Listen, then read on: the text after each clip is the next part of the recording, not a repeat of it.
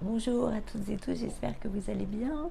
Aujourd'hui, bienvenue, on va parler d'un sujet qui nous intéresse tous,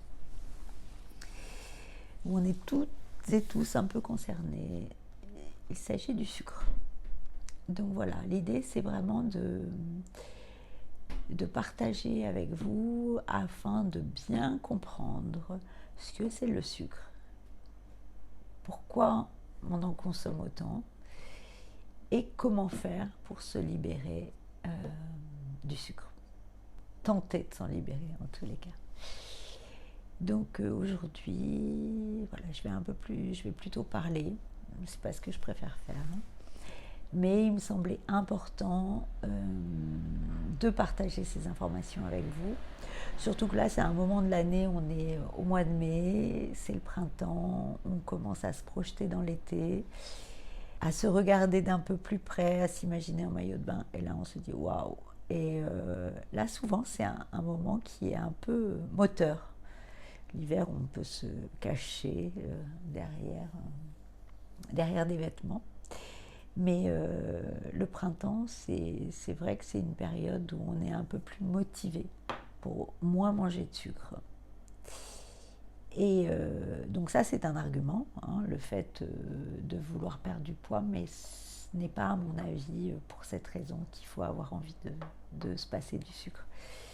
Il y a des raisons au niveau du corps physique qui sont bien plus importantes, et peut-être que de comprendre ces phénomènes-là va vous aider euh, à passer à l'action.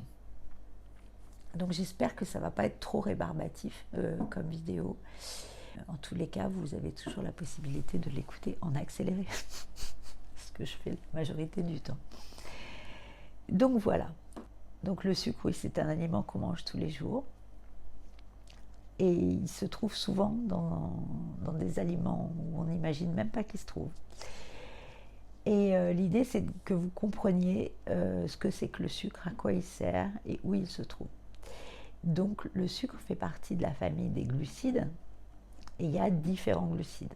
Les glucides, c'est eux qui fournissent l'énergie au corps, au cerveau, entre autres, mais dans tout le corps.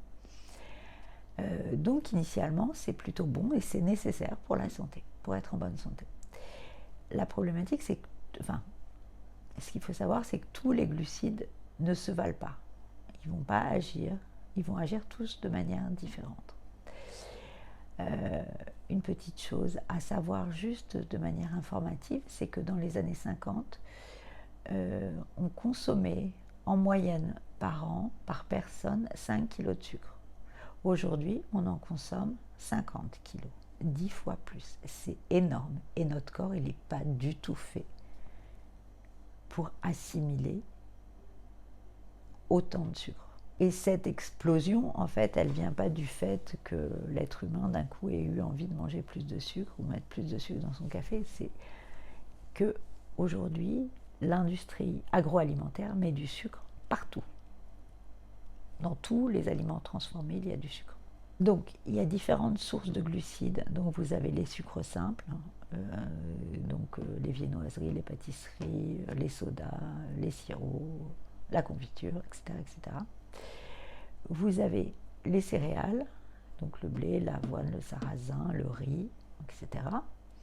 Les légumineuses, les lentilles, les pois chiches, les féculents, les pommes de terre,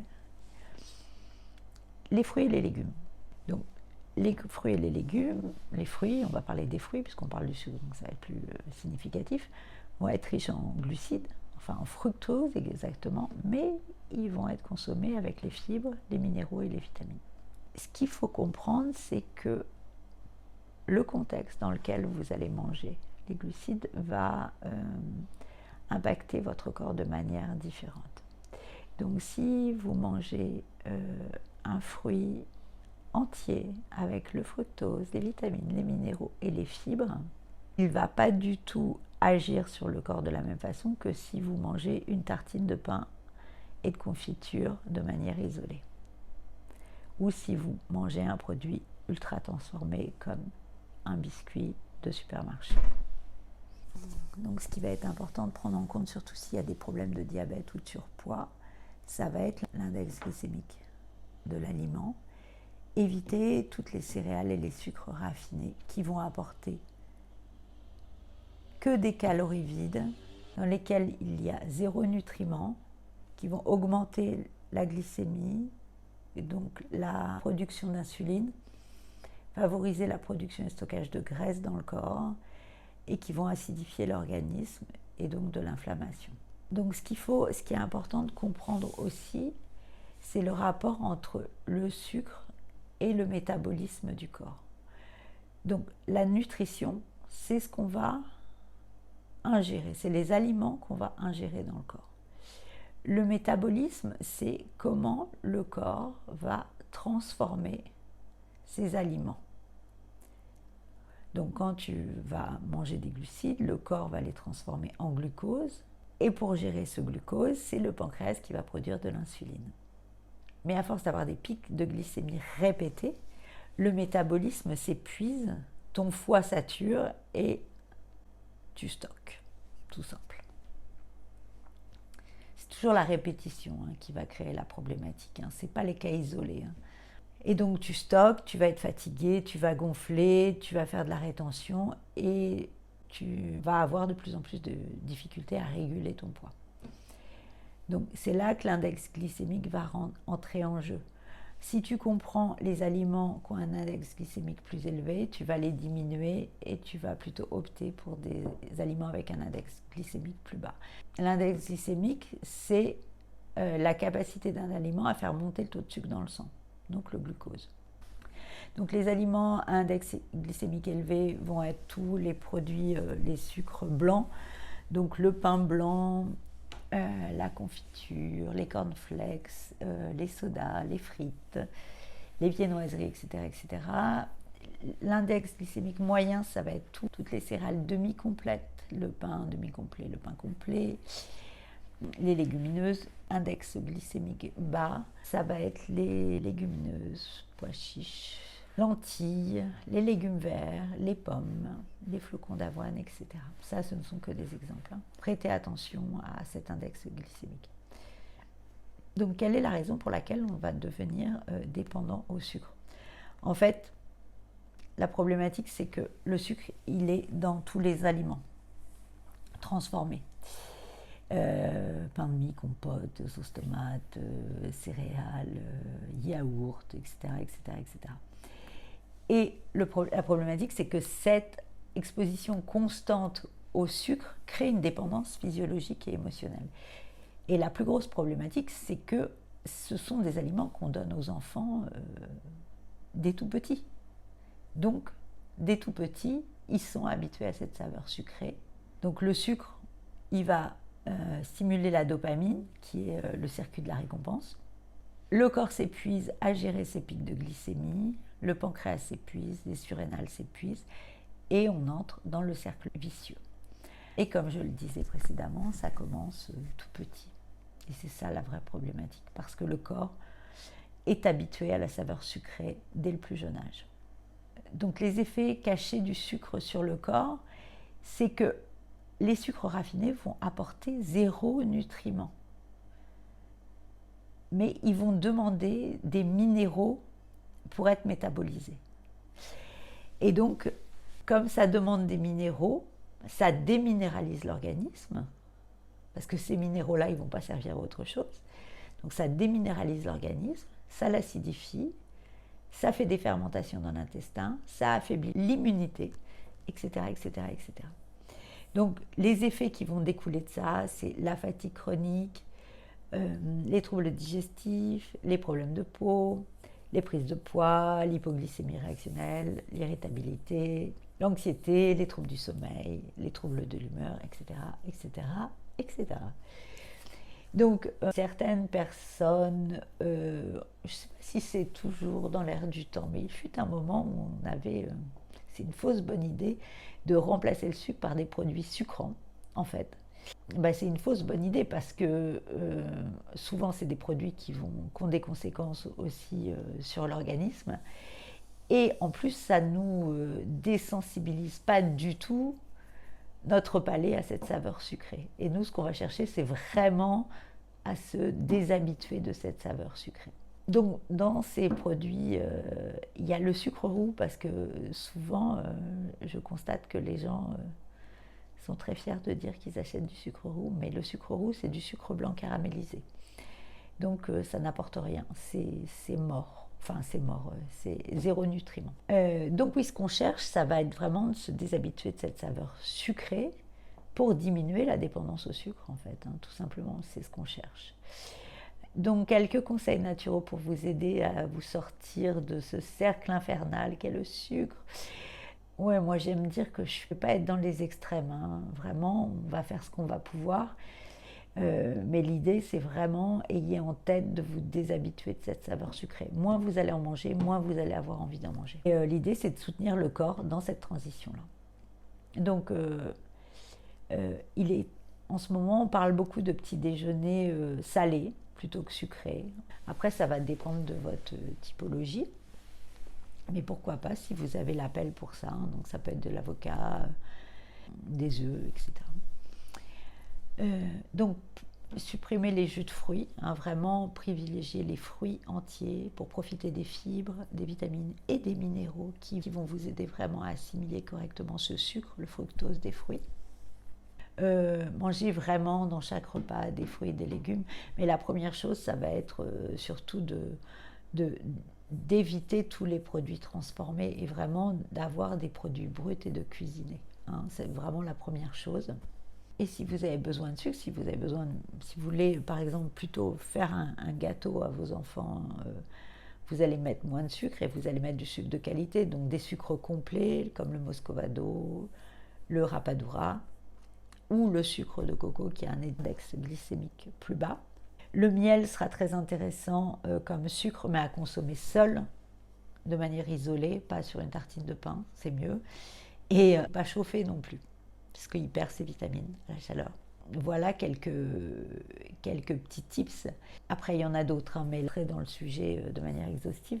Et si malgré tout, vous sentez que le corps il a du mal à se réguler, et puis de se libérer du sucre, ce n'est pas une chose simple, parce qu'il y a toute une dimension émotionnelle qui rentre en jeu, hein, parce qu'on est beaucoup à utiliser le sucre comme doudou.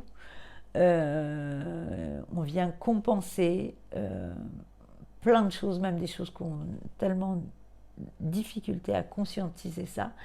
Donc, si vous ressentez le besoin d'avoir un soutien, moi j'ai découvert la gamme MetaPower de chez doTERRA, où il y a vraiment plusieurs complexes en fait, qui vont agir sur différentes sphères.